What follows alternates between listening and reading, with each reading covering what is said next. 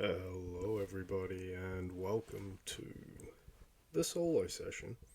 Um, a little European roundup. Basically, I think I'll. Well, firstly, I've chosen not to use the camera because I've just come in from watching ten games today, and I want to spare everyone. I haven't had a chance to shower, so apologies if you want to see me. Although I don't know why you'd want to do that, but just go with the audio today. And it's basically me. I just want to empty out the notebook, go through the timeline of what I watched this weekend, which involved a lot of European football because no Premier League, and yeah, I don't really want to talk about the FA Cup, but I'm sure I will when I'm on with Nev at some point. So we'll just go through it, and on Friday night we start with the Bundesliga. Leipzig get a 2-1 win at home against Stuttgart. Stuttgart side that could probably count themselves a little bit unlucky. Dominic Soboslai with both the goals there. Leipzig, underwhelming. Lima, I believe, didn't start the game, but he is staying until the end of the season, obviously, after the move to Bayern, so at least they got him for the end of the season. Can they put together a title run? You know what? Germany's so open, and we'll get to this on the second game, that it's definitely not outside the realms of possibilities because they, even though they weren't impressive in their win, they are a big winner of the weekend for how the league panned out in the Bundesliga. So yeah, an unimpressive performance, but a big win in the scheme of things because the next day, and I failed to mention this on the last pod, and that's my mistake there, but this game should have been given a bigger billing because Eintracht went to Bayern. Eintracht obviously in pretty fantastic form going into this game, and Bayern quite patchy, and we'll get to Bayern. Um, well, we'll get to them now because there were a few things I would say I'm starting to notice with Bayern, but it's not starting because I think I've been lamenting the same problems since last season, since they weren't convincing, and since they ultimately went crashing out at the hands of Villarreal in last season's Champions League. I think the same sort of problems seem to plague them, and it's starting to seem like, for me, it trickles down from the manager, and maybe even above that with Salihamidzic's comments to rile up, particularly Serge Gnabry going to the Fashion Week, obviously. That's interesting. I think he wants a reaction. But I don't really think he got one in this game because Bayern were fine. Bayern did their normal thing, and here's a tendency I'm realizing from Nagelsmann, because he did this in the Villarreal tie as well. When he feels under pressure, when he feels like it's a big game and they need a result, and maybe they haven't been playing too well, he tends to double down in terms of how offensively he sets up for the game. He commits a lot of players into the box. It's almost the balance for me almost seems like it's seven players with a license to attack, particularly in this game because Goretzka doesn't start the game and Musiala starts as the 8 next to Kimmich, with Thomas Muller coming back into the side, obviously. And Thomas Muller, I've been talking about Olivier Giroud, and we'll get to that later. But Thomas Muller is another one who may be done in terms of high level performance on a consistent basis for an elite club. Because I don't know, every time he got the ball in this game, it's slow. He's not a great technical player anyway. So if his legs can't do what his brain wants him to do, I don't see the value of him really. And obviously we've seen this with his output this season. So, but he comes in and it's Musiala and him in the midfield with Kimmich. And a point on Kimmich as well. This is really harsh because I think I had Kimmich in my second team for when we went into the World Cup break. So I think he is having a really good season in holding midfield. But when I see Joshua Kimmich in holding midfield for Bayern, I this might be a bit unfair, but I question Bayern's strength.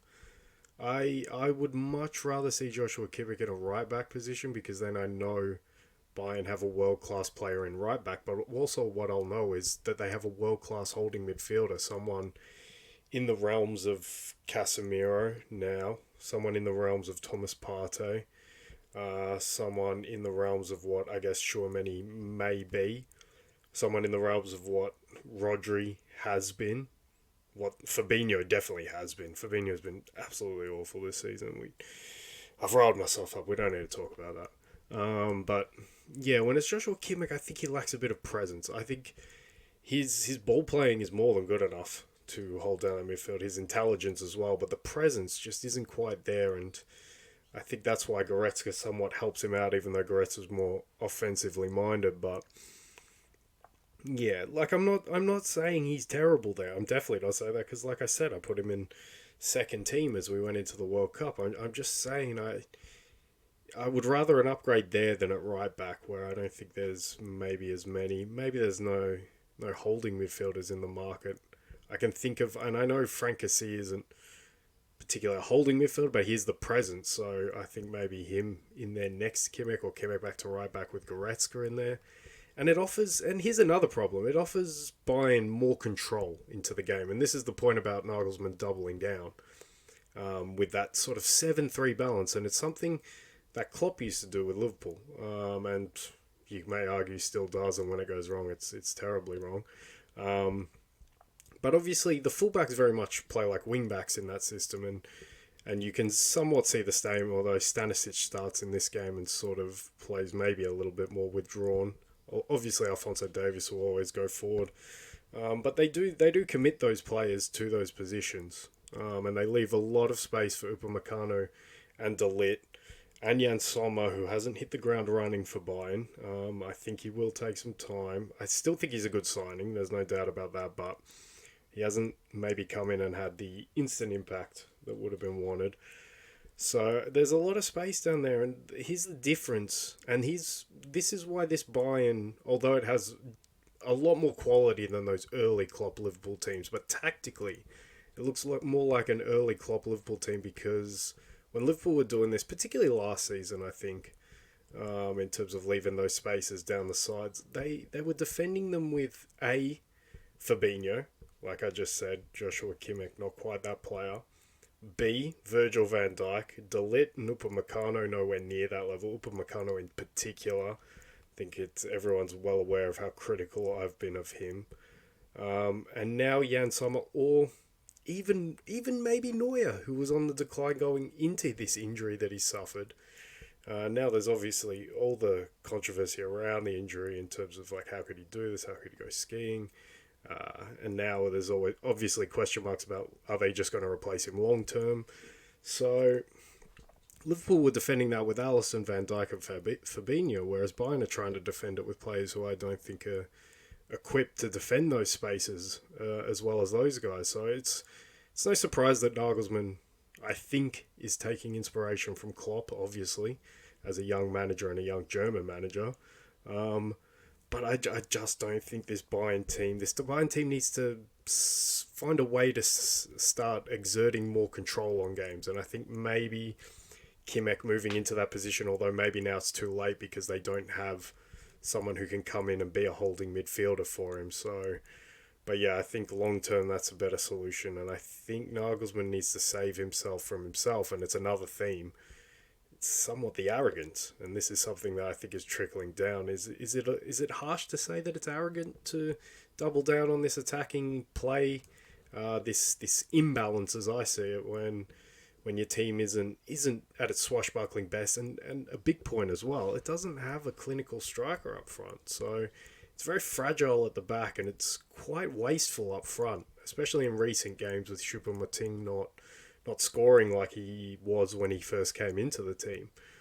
And obviously Serge Gnabry and Leroy Sané will get their numbers. Sané has been very good this season, I think, although sometimes I don't like his body language at times, but I'm conflicted by that because it's body language, but then I see him actually working off the ball. It's a weird player for me, Leroy Sané, but he's playing quite well for Bayern, has probably been Bayern's main man this season in the attacking sense anyway, so...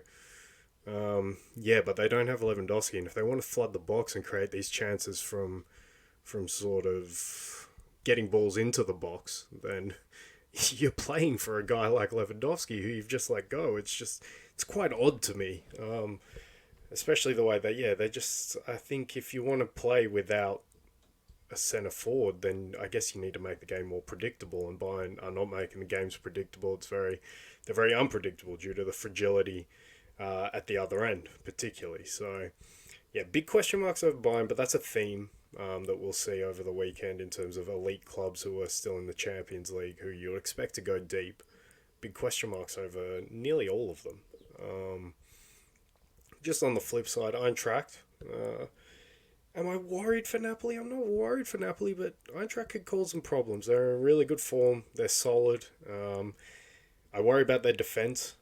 I guess we'll do this in the preview to the Champions League, so I'll leave that for that. But they look solid all over the park. I think that front three is working very nicely with Goetze, Lindstrom, and huge praise for Koulibaly, who is looking more and more like he could be the answer to a few Premier League teams, like striking conundrums. I think maybe Arsenal are set, given that they'll have Jesus coming back, but I think Man United could look at Randall Koulibaly, who I think is fantastic at sort of being fluid in a front three or a front four, as United will use.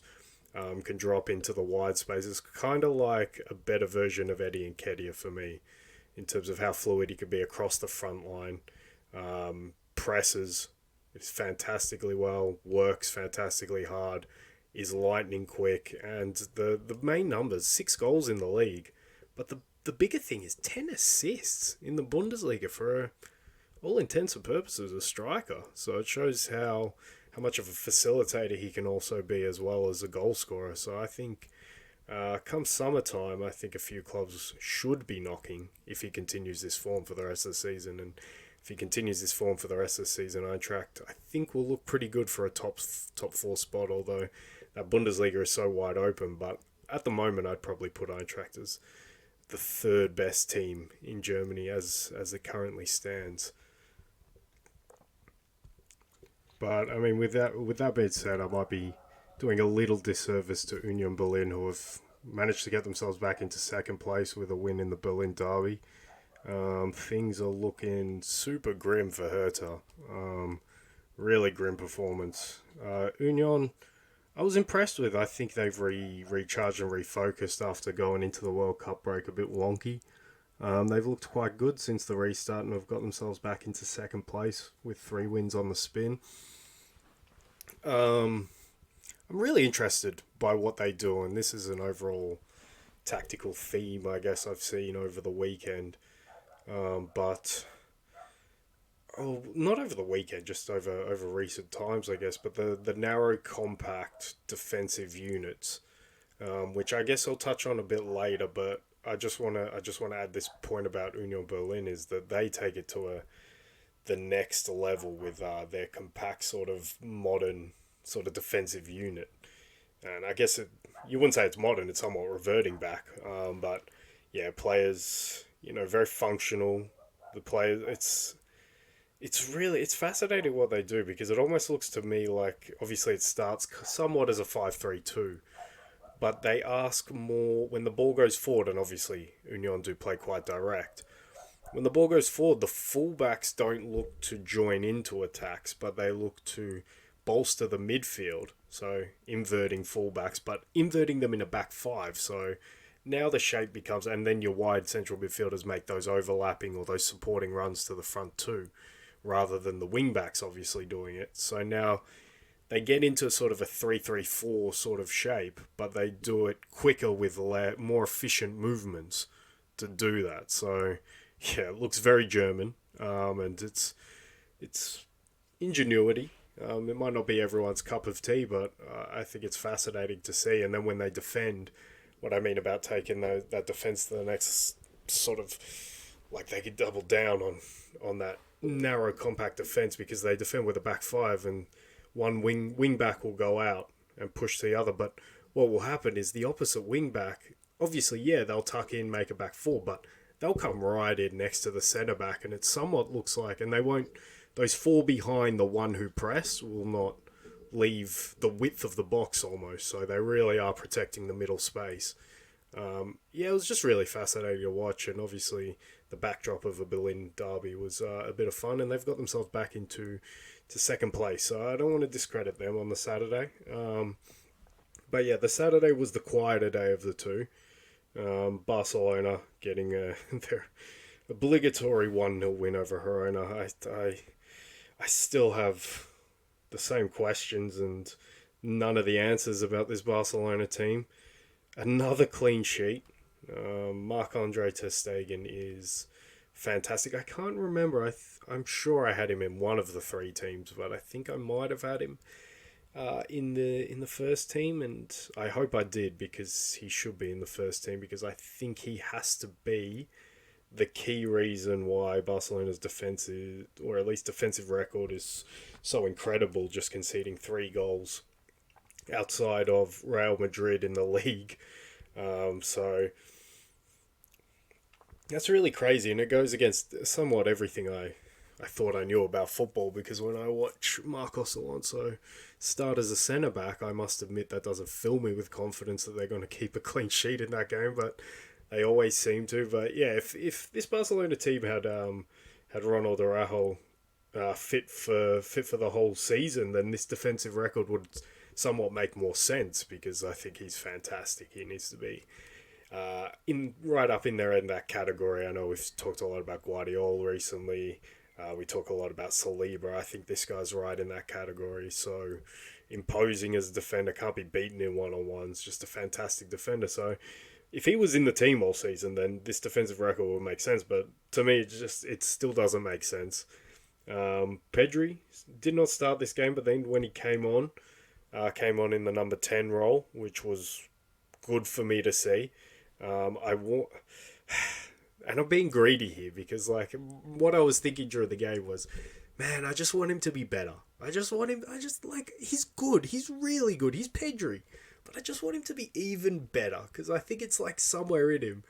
But obviously him being able to play in the 10, he gets himself into a position to score the winning goal. So if he's not playing at his best, at least there's that output as a number 10, and that's what we hope to see in coming years, so he can sort of prove why this guy could be the real deal. Ousmane Dembele may be injured. We'll see on updates on that, so I won't speak too much on that. Inter get a win against bottom of the table, winless Cremonese, and go 1-0 down to a wonder goal from Cremonese in that game. But instantly when you watch Inter, when Denzel Dumfries is in the team, you see the effect. You see the drive from that position.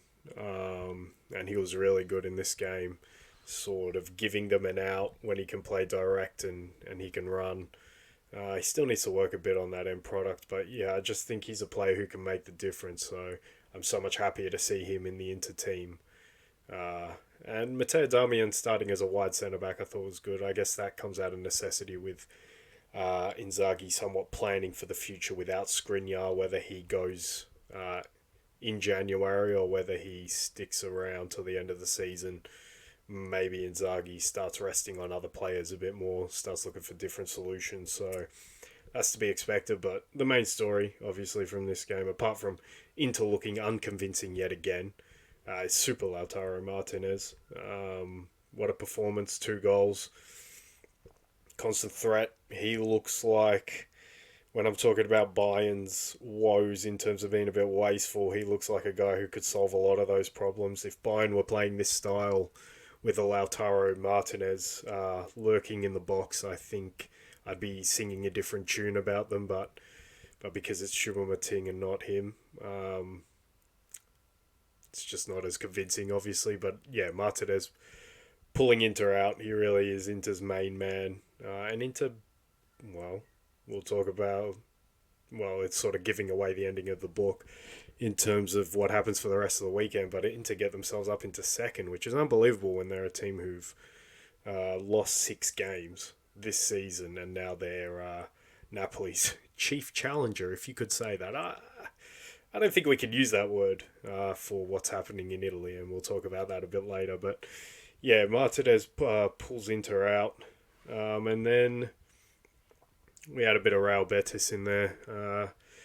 I like the lineup from Pellegrini. I thought it was his strongest lineup, but they're just a little bit toothless. Luis Enrique doesn't, and that's not the manager, that's the winger. It doesn't look like he has the end product there yet. He's very raw. He's obviously still quite young, so he's feeling his way in, but he needs a bit of end product. Nabil Fekir doesn't start this game.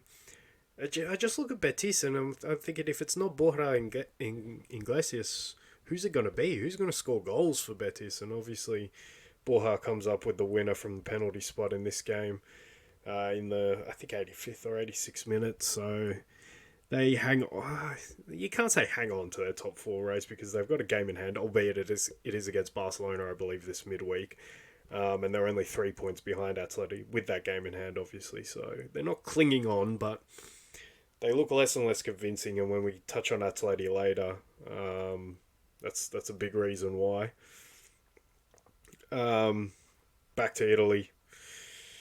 Atalanta get the 2-0 win over Sampdoria, second bottom of the table Sampdoria. So not classic matches. Both the fancy teams did get their wins in the end, and Ademola Lookman is obviously red hot at the moment, and Atalanta are Atalanta. They commit men forward, they defend a little bit shakily at times.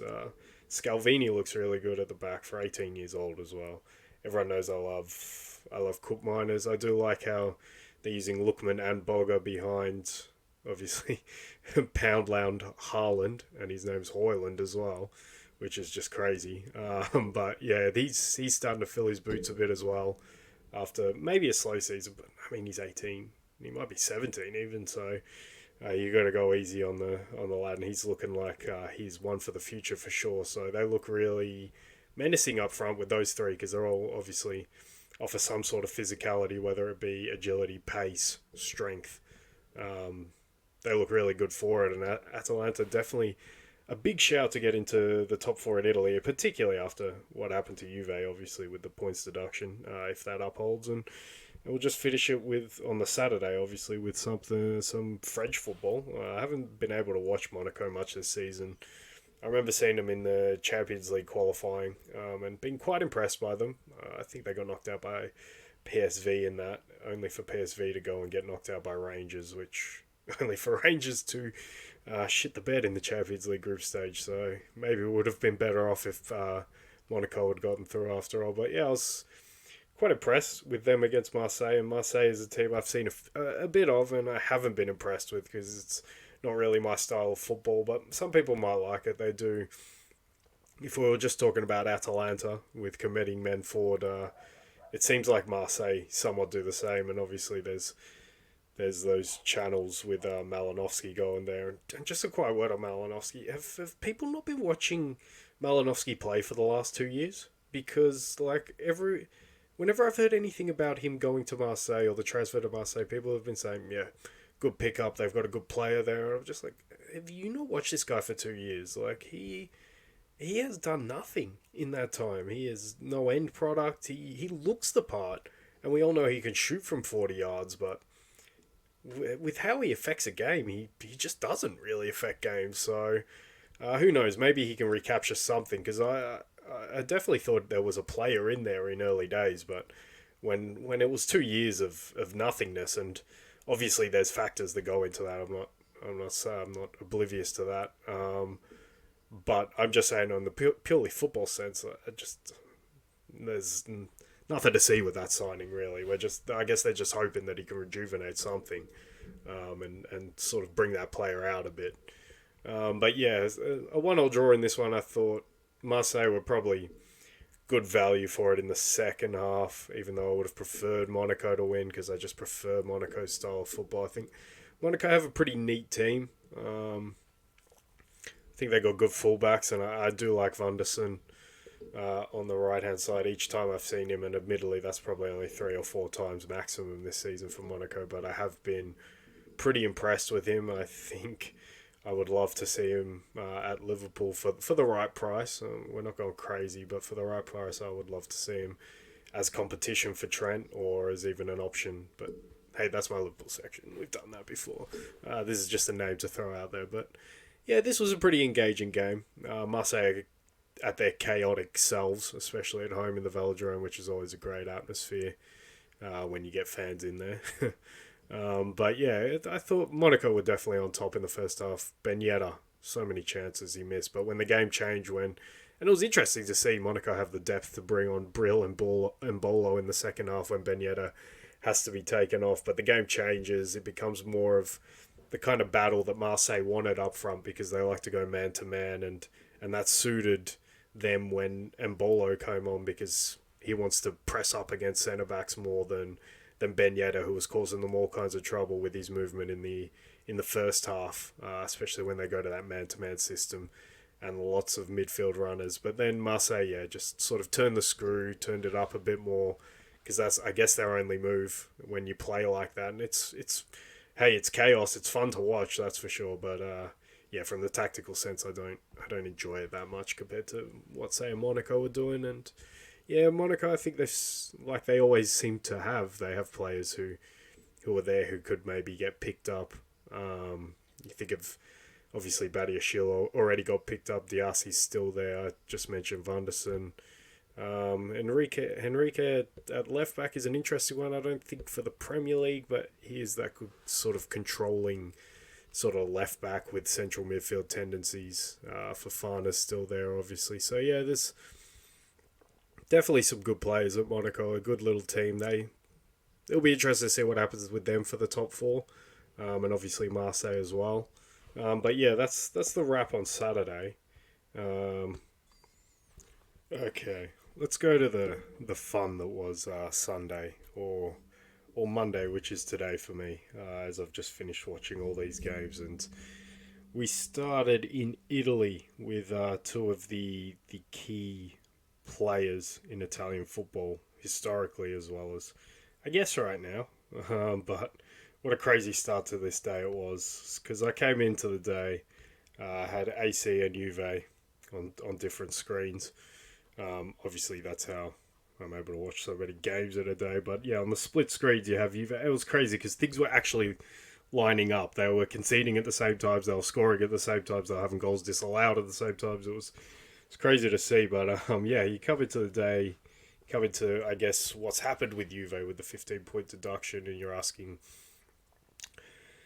I'm asking questions because I think I heard, and look, it's not a prevalent view. It's not like something I need to push back on really strong, but I think I still heard like people saying that, oh, you know what, it's still Juve. They could put a run together. They could get themselves back into contention for top four, maybe. And I'm just like, all right, well, I'll have those questions in my mind. Do Juve have the firepower to put a run together? And you know, were they actually, well, firstly defensively good, but were they that good? Full stop in their run of 8 wins and 8 clean sheets. And the emphatic answer, well, maybe not emphatic because maybe the situation around the club goes into the mood around the club, and maybe players feel that mood a little bit. But the answer I got was no. They do not have the firepower, and they were not that defensively good in that 8-match run. So Juve might. Look, I might still watch a bit of Juve here and there. I'll definitely watch them if they're playing. Well, I don't know. Serie A is maybe over, but that's we'll cross that bridge when we talk about Napoli. But yeah, Juve might be off the rotation, given that they're not going to be relevant this season. So yeah, are there players that I really want to watch there? I do. My big story is I do want to see what comes of the Vlahovic situation. He was the guy I put everything on his shoulders for Juve to get success this season, and obviously it's not been a good one. So we'll see what happens there. That's an interesting scenario. He was back on the bench, came on in this game, did nothing as Juve fell 2-0 to Monza in, you know, a performance that I'd expect from Juve. Honestly, in that 8-game spell, they weren't all that great. So I'm not shocked that it seems like all the chickens are laying their eggs at the, or whatever people say. there. But like they're conceding all their goals now in bunches, and I think that's it's just football evening itself out for the way they performed in those 8 games. But the bigger story than Juve, who, as I just said, are irrelevant due to the 15-point deduction. If it weren't for that, they would still be in the top four. So they should probably keep fighting just in case they could appeal that and get it overturned. Which, look, from all I know of the situation, I kind of hope they do, because I think it's somewhat ridiculous that they've been penalised this harshly as well for doing something that seemingly everyone does. So that's, I don't know, that's just my 2 cents on it without deep diving it, obviously. But yeah, the bigger thing that happened at the San Siro, reigning champions, I need to remind myself, because I've and look, I'll take a little victory lap. I've been on the Milan topic for a couple of weeks now, so I don't have too much to add on this. But this was probably the darkest it's got, and it feels like I'm saying that every week for Milan at the moment. If 4-0 at Lazio wasn't bad enough, well, at least we're at the Olimpico. At least Lazio have claimed to be the second best team in Italy. But shipping 5 to relegation somewhat threatened Sassuolo at home as the defending champions. And losing 5-2. Wow.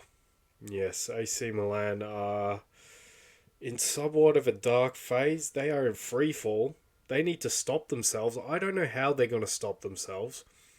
Tio Hernandez looked disinterested today. My stock is plummeting for Tio Hernandez, but I'm going to keep hold of it.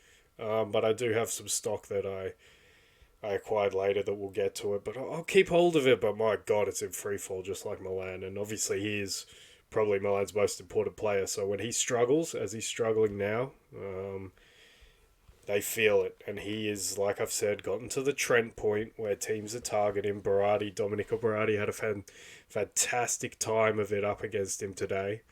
And Theo was all over the shop, didn't even play with the ball very well.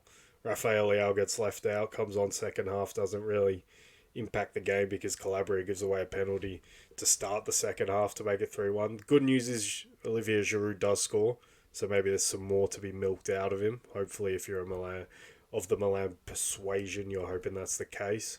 I am still doubtful, and I'm still doubtful that you can, in modern football and the way that Milan want to play, how much can you carry this guy?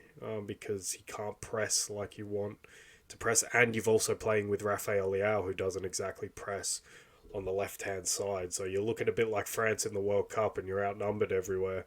But yeah, Milan, they're in a dark spot, and they have it on to save top four.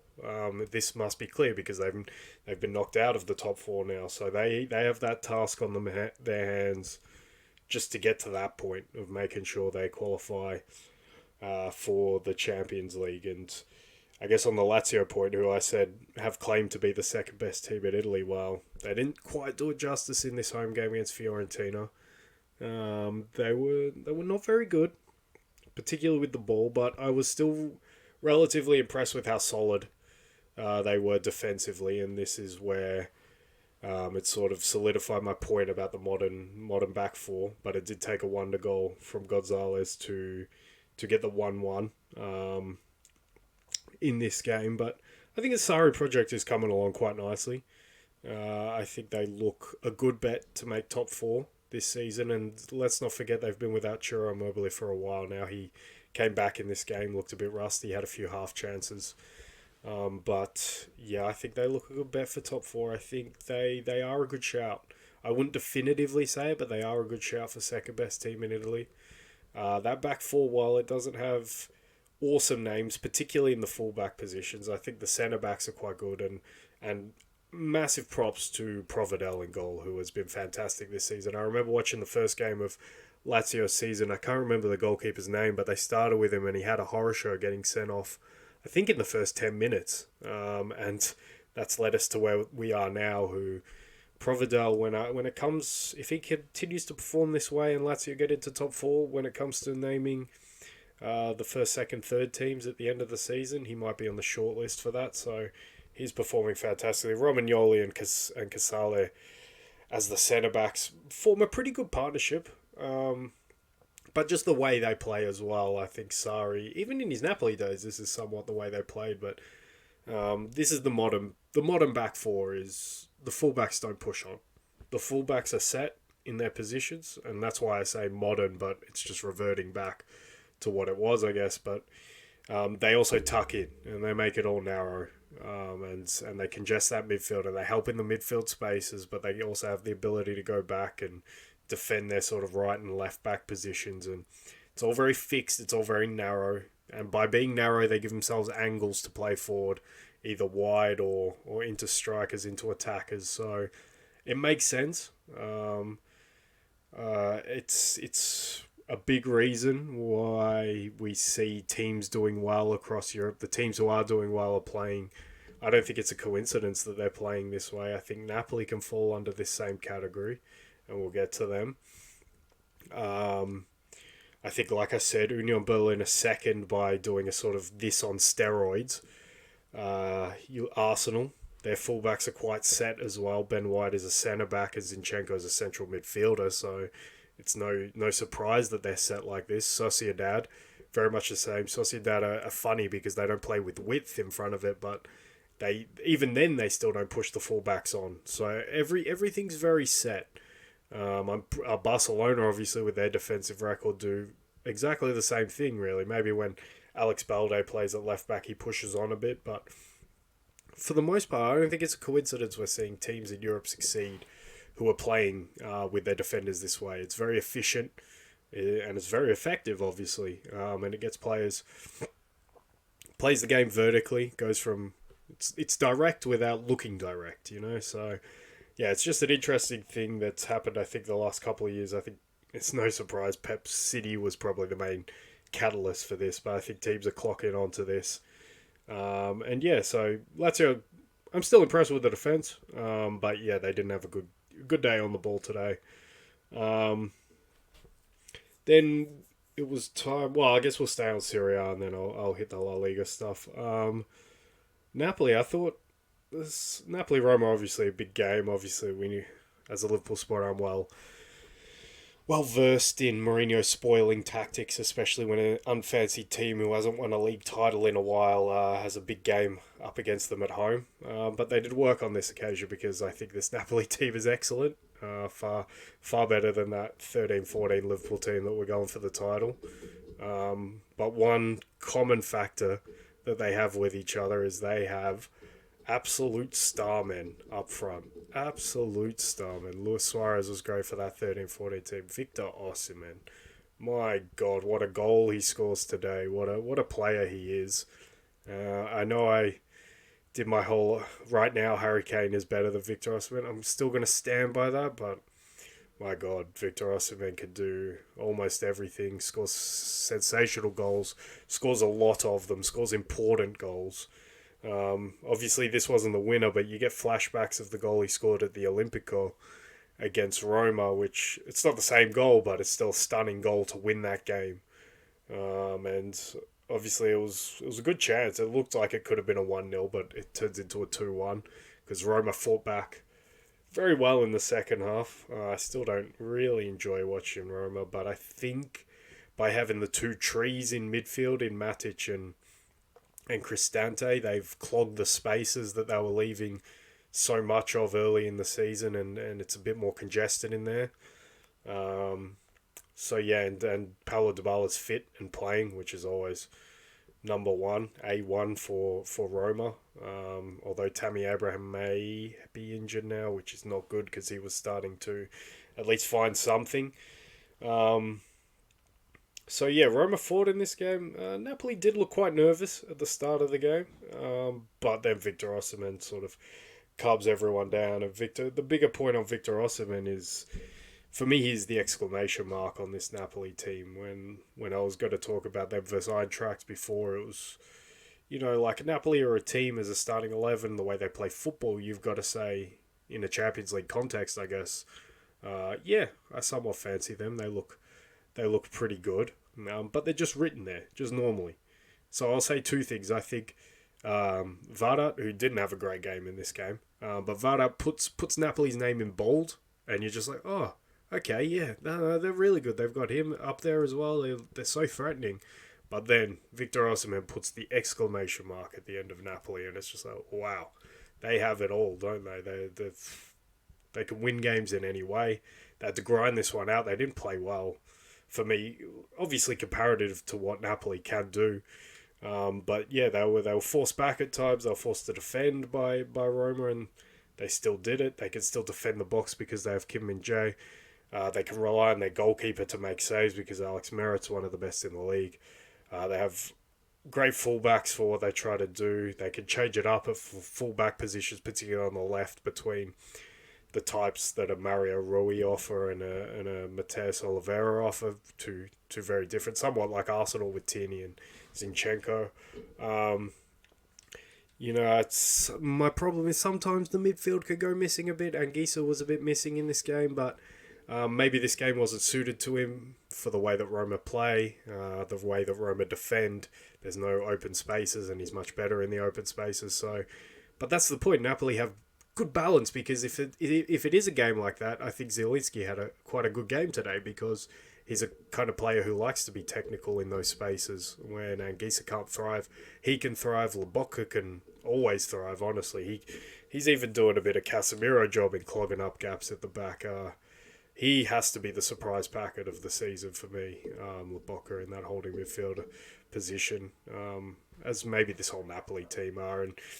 And the fact that they can have players on the bench like Raspadori and Simeone who scores the winner in this game, and they can rely on players like that to pop up with important goals. Remember, they were missing Victor Osimhen for a big part of this season, and they're still 13 points clear at the top of the league. And this is the game for me where it's over. Napoli are not going to be caught. Napoli are far superior, not only to anything we have in Italy, but arguably to anything we have in Europe. Only Arsenal are in that chat for me, really. And it's funny to say that because Barcelona on a torrid pace as well in La Liga, but yeah, no one else comes close, especially in the Champions League, to the way Napoli play football. Does that mean they're my pick? Not necessarily. We'll come to that in probably half a month's time, but yeah, Napoli are fantastic. 13 points at the top of the league. No one's stopping them. Roma couldn't stop them. No one is. 13 points when Inter chief challenger, and Inter just came off the back of a loss to Empoli and gave themselves a fright against winless Cremonese. No one for me is catching them. A little bit because of the form of the two Milan teams, but mainly because this Napoli team is one of the best teams I've seen in recent years, and such a pleasant surprise. And Victor Osimhen is somewhat the hope for Italian football, and I really hope that he stays. He continues to grow into the megastar that he should be in coming years, and I hope he does that in Serie A, and I hope he does that with Napoli, because I think if he stays, I think a lot of those players will stay. They'll look to him. He can be a leader on and off the pitch in terms of that. So I'm really hoping Napoli somehow just keep on to these players, because I don't want to see them all go into the same club. I would love to see Serie A have a really good team, somewhat like that Juve team under Allegri the first time, and obviously under Conte, but Conte never did in the Champions League. But you know what I'm saying? A team like that who come through together and they play together and they dominate together.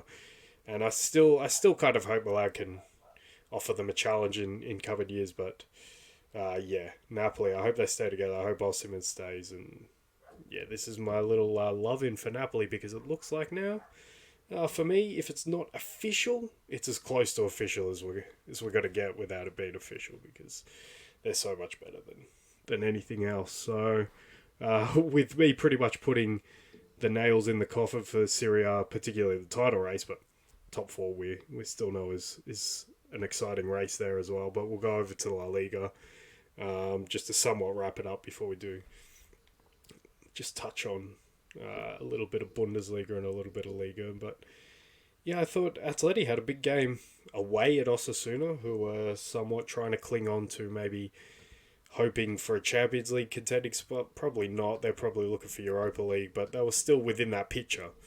So a tough test. Osasuna definitely is a tough test, and Atleti, I must say, passed this one for me. Simeone is keeping it rather simple. I'm happy that I'm not seeing any back threes or back fives since the World Cup break, except for that inexplicable afternoon. I think it was at Almeria where he changed it after they'd scored and they get equalised on, and it's a more inexplicable move I've seen from a coach this season. But since then, 4-3-3 or 4-4-2. This game it was 4-4-2. Rodrigo de Paul had a Rodrigo de Paul game, but a good Rodrigo de Paul game. Set up Saul for the winner. Saul scored. There's a name. Remember when Saul was a really good central midfielder in the mid 2010s? But yeah, remember him. He scores an important goal for Atleti, who I'm they're the team that I'm buying not massive amounts of stock for, but just a little bit of stock for Atletico Madrid. Because I think Simeone, and you can criticize him for taking too long to see it, but I think he's somewhat adapting and evolving the football, and he's trying to have less defensive strangle and control on it because it just doesn't appear to work at this stage of where club football appears to be. You need to play with a bit more energy, play a bit more up and down, a bit more vertical. And I think I said a few pods back that they looked like they were trying to go back to early Atleti where they were a bit more chaotic, and they're definitely a bit more chaotic, and I don't always love that. But this game, I thought they were more rigid, but also having a mentality to run, to leave space, to press, to get over to spaces and close it down. No more Axel Witsel because he can't run anymore, so he doesn't play. And the back four, I think, looks pretty solid. Molina's come back as a different player for me after the World Cup. Same with the Pole, I'd say he has a bit of World Cup glow. Reynildo, I love for his defensive work rate. Really good. Jimenez is starting to look like the player I thought Jimenez was going to be a couple of seasons ago. They have to play Hermoso in this game. I don't know, maybe the position next to Jimenez could be upgraded. Jan Oblak had a good game as well, so yeah, I'm buying a little bit of Atleti stock, and the main reason, having said all of that about Simeone and about the way they're playing, but it's Antoine Griezmann because he was in the mood in this game, and he makes Atleti good to watch because he could create things. Simeone gives him that license, but also, unlike his, can trust Griezmann to put in work.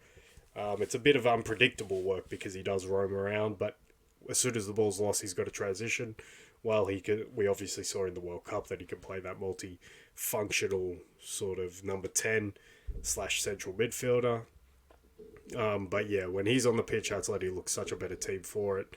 And yeah, he was in the mood today, and they get a huge win away at Osasuna, which somewhat cements them in the top four, although Villarreal play tomorrow morning. And if they win that game, they go level on points with Atletico. But yeah, positive signs for Atleti, and I'd say for Simeone, which means not positive signs for João Felix if he was hoping to go back to Atleti. Because if Simeone could continue this trajectory, I know they got knocked out of the cup, which is a devastating blow for their chances of silverware. But if he could just sort of go back to the basics and to the running football that Atleti played in the early days, then yeah, I think I don't know why you'd want to replace him if he shows signs of doing that and the product starts to get a bit better, because who else is there really to get?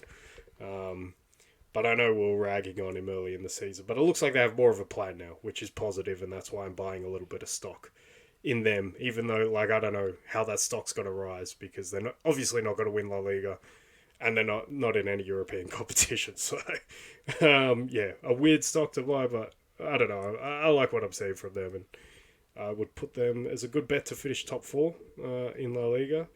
And then we finish La Liga roundup with probably the most important game from there, with the two Reals meeting. Real Madrid at home to Real Sociedad. Wasn't thrilled by the Sociedad team sheet. No, well, I must say, like, I don't know exactly if there were injuries that affected this, but obviously no David Silva and no Mikel Merino, but Olazabal.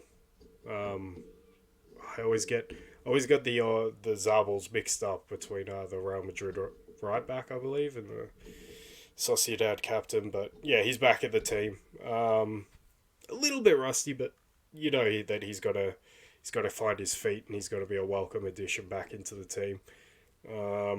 Sociedad looked pretty good. They were resorted to somewhat playing on the counter, but they created good chances off that. And probably felt they could have scored. Real Madrid will feel that they should have scored though.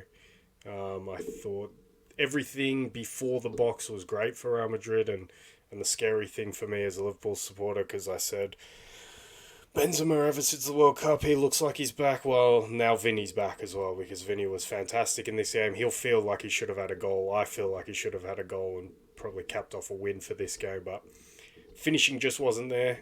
But the way he was creating chances, the way he was moving, he was galloping again. He looked scary. He was weaving in and out of tight spaces and just putting constant pressure on the defence. And when he can play off Karim Benzema, it's close between those two and Kevin De Bruyne and Erling Haaland for the best partnership in the world. So Real Madrid in the offensive sense, Rodrigo got added to that front three in this game, and he looked actually like he wasn't just a third wheel of that. He was somewhat joining in with those three. So if all three of them can create a synergy, then that's a scary thought for opposition, of which Liverpool are the next in the Champions League. Oh my days, that's scary. But yeah, the midfield is getting regenerated, and well, maybe it's getting regenerated. Obviously, no Tchouaméni.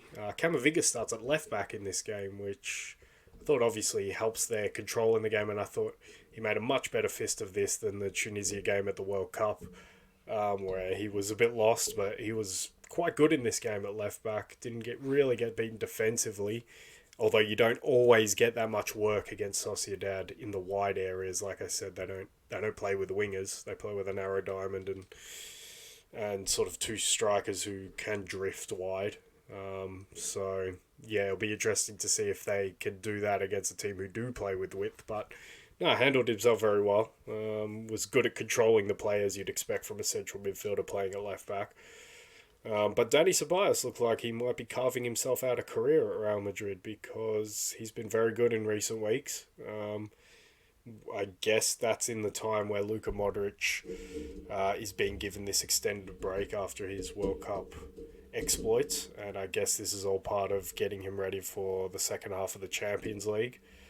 But yeah, Dani Ceballos has done a very good job in there, but having said that, at the end of this game, Real Madrid find themselves 5 points behind Barcelona, who are setting somewhat a crazy pace. Like I keep saying, I don't understand Barcelona. I don't understand how they're setting this pace. So, yeah, 5 points becomes somewhat a gap now. And if Barcelona just are got to keep winning games 1-0 in fortuitous fashion, I must say, because they should have conceded a couple of times in the Girona game. But if they keep repeating this trick, then, Real Madrid find themselves somewhat in a hole now, even though I thought they were quite good in this game and could have won this game, could have lost this game on another day. So a 0-0, somewhat a fair result. If you push me for an answer, who I think should have won it, probably should have been Real Madrid. But yeah, the big news from that one is that Vinny looks like he's galloping again, and he looks a bit show pony-ish again, which is scary for opposition. And just a couple of quick hits. Firstly, good. PSG, so underwhelming. My goodness. Oh, they were the club.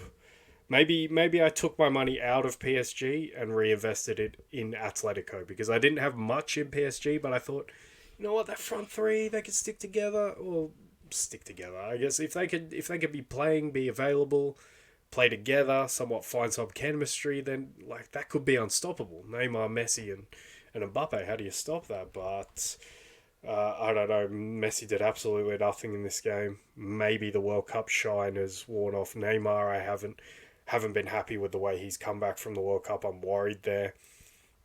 And Mbappe is just a bit off it at the moment. So PSG, rightly so, do not win this game. Although Marquinhos falls asleep at the back. It's very worrying for PSG, because we know they can't control games in the midfield. Verratti gets himself sent off after coming on at halftime in this game. We know they can't control the midfield.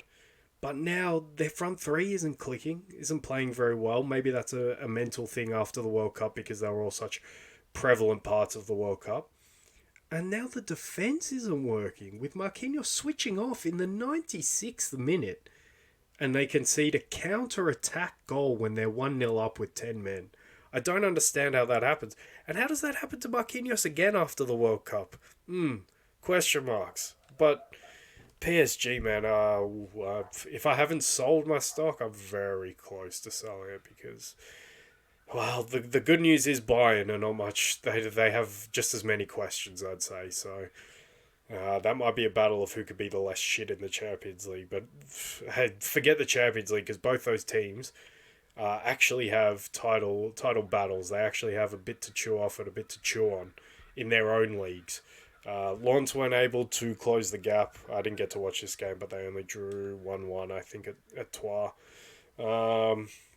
And obviously Monaco and Marseille draw against each other. So PSG actually walk away from the weekend pretty unscathed, but very unimpressive in this. I say it's not going to be good enough for the Champions League, but the only team who are clearly better than them in the Champions League are... I'd probably put Real in the same bracket, but Napoli for sure. And probably Man City, as much as we're putting dirt on them at the moment. They're still a lot better when you consider that they've got Haaland. Oh, well, I say they've got Haaland and De Bruyne. PSG have Messi, Mbappe and Neymar. So, nah, they're not doing it for me at the moment. And just finally, a big game for Leverkusen on the weekend, a big game for Dortmund as well. But it's Dortmund who come out on top. Disappointingly so for me because I've had my phases. Chelsea were my first phase, and then it moved on to Juve during their winning streak, and now I have Dortmund in my crosshairs because I've really enjoyed what Xabi Alonso's been doing at Leverkusen, and I thought he set them up quite well today in the narrow diamond, allowing Florian Wirtz to somewhat shine. He's not quite up to speed, but he's getting there. He's a bit better than the last game, which is good news for them. But yeah, what happened? They rolled into the luckiest team in Europe at the moment for me, Dortmund, who just play uninspiring football. Pretty much nothing football, although I will say Marius Wolf had a storming game at right back, which goes to my giving average players credit after a game means that your team's not functioning. Adeyemi finally broke his duck. But yeah, Dortmund annoy me because I just don't think they're warranting the results they're getting. I think Leverkusen were the better team in this game. They should have won the game, but they're just a little bit soft. And Xabi Alonso, it's up to Xabi Alonso to instill some grit and some. I know this is basic analysis, it's cliche analysis, but they need some resolve in their core because they can't concede the goals that they conceded in this game when they're on top. Very disappointing from their perspective, but it's disappointing as well from my perspective because Leverkusen probably will not be on the rotor anymore. But I might watch them just to watch Moussa Diaby, who I think is fantastic, and see how the partnership between him and Florian Wirtz coming back into the side looks.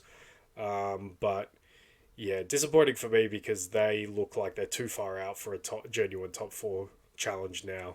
They really needed to win that one at home to Dortmund, and Dortmund take, I wouldn't say a commanding position in the top four. I still think if football karma levels itself out, they won't finish top four. I still even fancy an Union Berlin ahead of them. But yeah, disappointing from that aspect. But let's see what happens if Leverkusen can keep their core together. If they can keep key players, I think like Jonathan Tah. Keep him there. I think he's a good centre-back. He's maybe not a great centre-back. Andrich is looking quite good as a holding midfielder. I think hopefully he can continue to progress under Alonso, who knows a thing or two about playing that position. But obviously the main guys are Wirtz, Diaby, and maybe if Patrick Schick, I don't know what the story on Patrick Schick is, but maybe if they could get him back, incorporate him into that attack, then they look even more dangerous. But ultimately, I think this season will be a low-stakes season for Leverkusen, mid-table, maybe pushing Europa League spots. But yeah, maybe if they could keep hold of everyone, they can build for something next season. And I hope that is the case because they could build something good, I think, under Alonso. But yeah, disappointing for them. Good for Dortmund into top four. And yeah, I think that's the wrap on everything I saw over the weekend. We might do something fun to do with European football, including Nev, uh, later in the week. But yeah, for now, that's my European roundup. And thanks for listening to me for that long.